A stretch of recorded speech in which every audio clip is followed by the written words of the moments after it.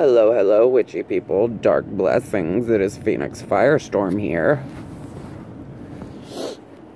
And right now I'm sitting in my basement because it's literally the only place I can sit without animals being under my feet. The video before this one was me in my dark temple. But I do not have a phone charger in there, so I could not make this video from in there.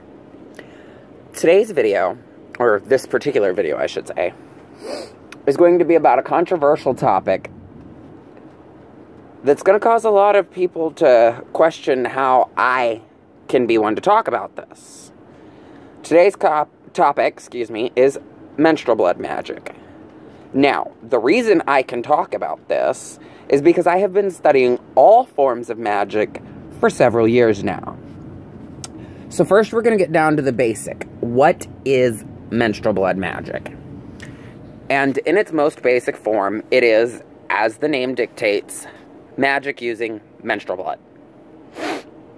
Now, menstrual blood is literally the most powerful source a woman has.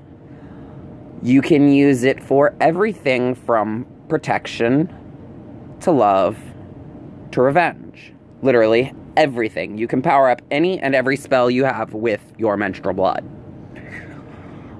I myself have studied so far about everything that I have learned various things that I'm going to share with whoever wants to take the time to watch this video. Menstrual blood magic can be a very beautiful thing.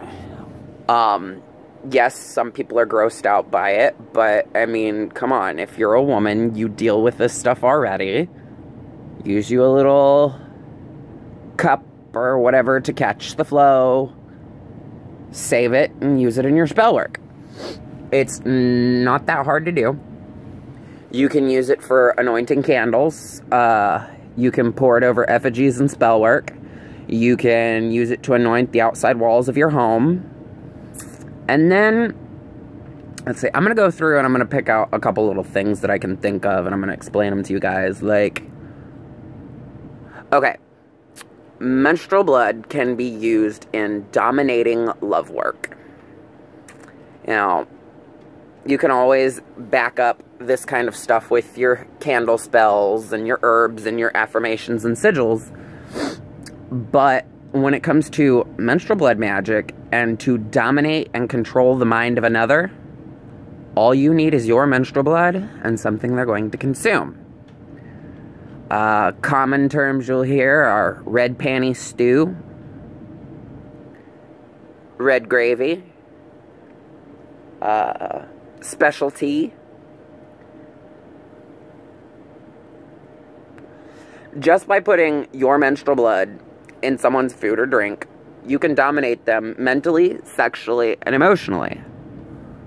But, and this is a big but, once you have started administering the menstrual blood, you have to keep it going, or the spell's gonna stop. That said, you know, if you literally have to bind somebody with your menstrual blood, are you ready for the effects that are gonna happen when you no longer produce menstrual blood? Think about that. You know, I'm not saying don't do it, because I'm not that kind of person. If it feels right to you, if it's something you feel you have to do to get by, use the spell, baby. Give him that red gravy.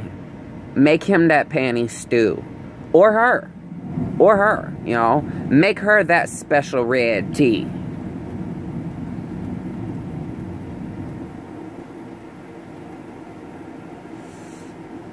For protection, I would suggest making little amulet bags out of red or black cloth with protective herbs, talismans, and stones inside of them. Once you've sealed it up, dress it with your menstrual blood and then protective oils, and bury one on all four corners of your property. If you live in an apartment or somewhere where you can't dig in the ground to bury it, potted plants. Put one baggie in each of the potted plants and put them in the four corners of your house.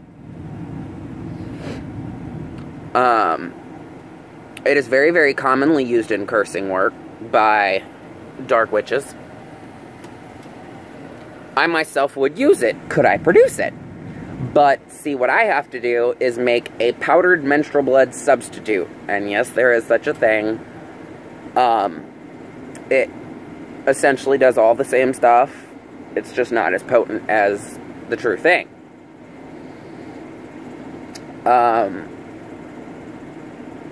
Let's see. Okay, a menstrual blood spell for money.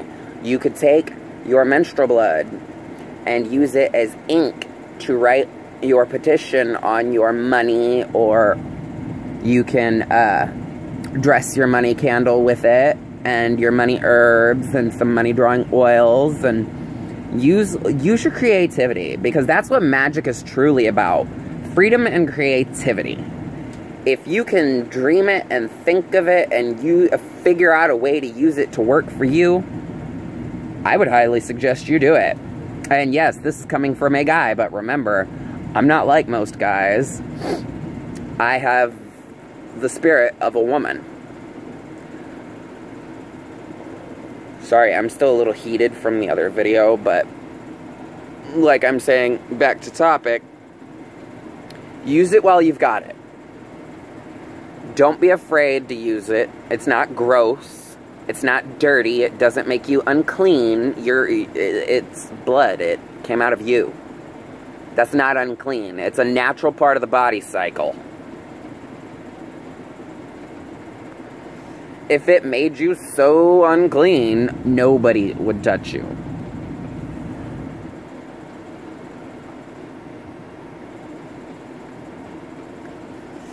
But you know, see, when it comes to things like the love binding, you don't even have to put it in their food. You can dress poppets and candles and shit, but what I'm saying, when I say putting it in their food or their drink, that's literally the strongest way to use it.